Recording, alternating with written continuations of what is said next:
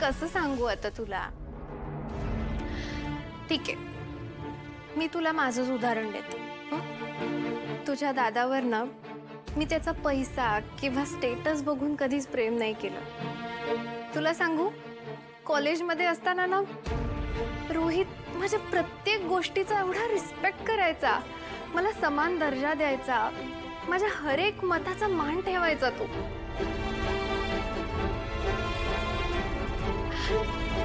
कसं असतं ना ऋषी, प्रत्येक स्त्रीला असं संकटातून वाचवणारा हिरो हवाय असं नसतं रे. हा सगळा गैरसमज आहे.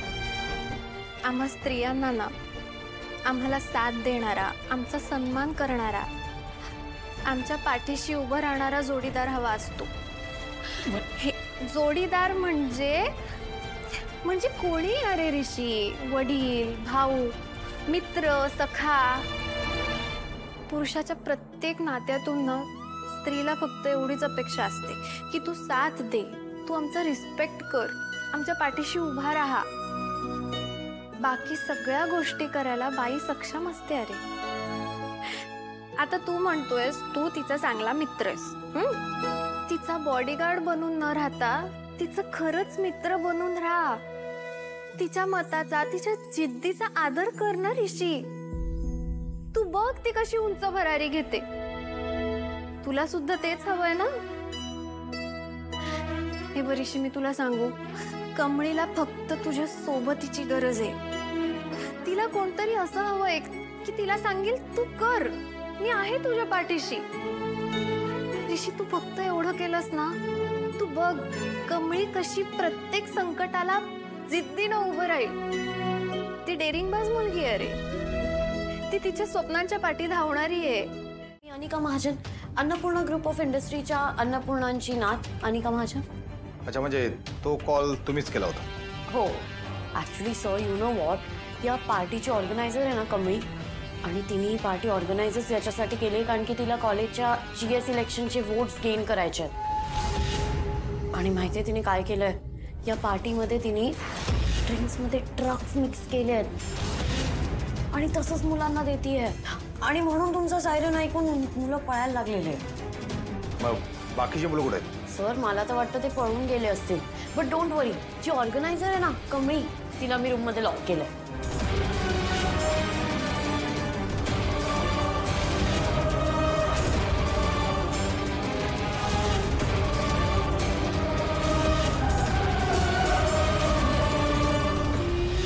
Thank you Anika madam. अहो साहेब, आम्ही खरंच काही केलं नाही. अहो साहेब, असं काय करतायत तुम्ही? अहो साहेब, खरंच काय केलं? साहेब, निघे, चल निघूया. राजू,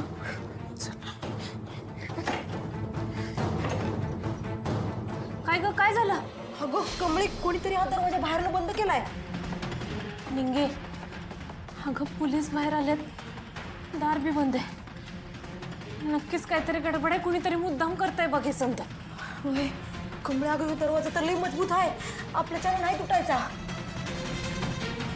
निघे, त्या चरणनं राजूच्या सरबतात काहीतरी मिक्स केलेलं ग, म्हणून ती असं करते. आपण अशा अवस्थेत तिला नाही पोलिसांसमोर नेऊ शकत. बाई, काय हो बनवा. कमळे, आता काय करायचं ग?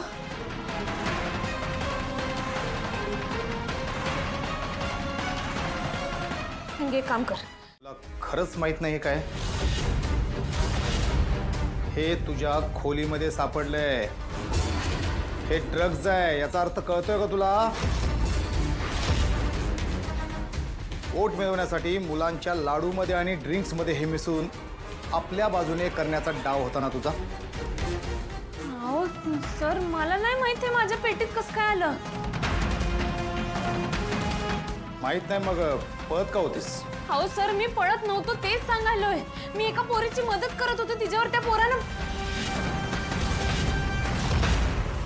अहो तिला घेऊन मी खिडकीतनं जात होतो कारण दाराला कडी होती. ए, खोटं नको बोलू. सॉरी, खोटं बोलतीये. हा सर, अहो मी खरंच खोटं बोलत नाही. माझ्याकडे तर रूमची किल्ली बी नव्हती. मला नाही माहित माझ्या पेटीत कसं काय आलं. हे काय हेच माहित नाही मला.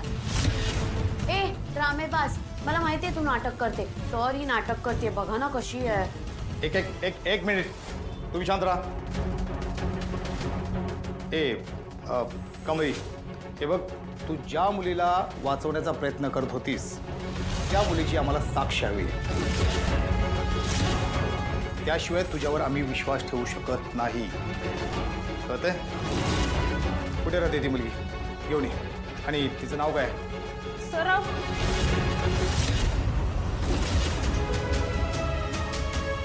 नाही, जर मी प्राजूचं नाव पोलिसांच्या समोर घेतलं आणि सगळ्यांनी तिच्याबरोबर काय झालं हे कळलं तर तिची लई बदनामी होणार.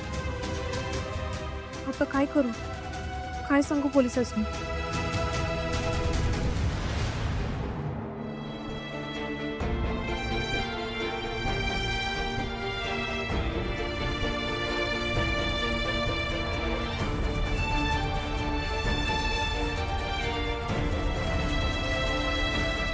का अस्वस्थपणा वाढत चाललाय यार माझा.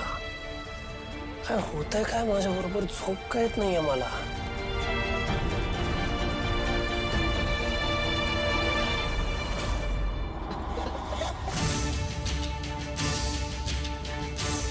हे कमळी, काय विचारतोय मी?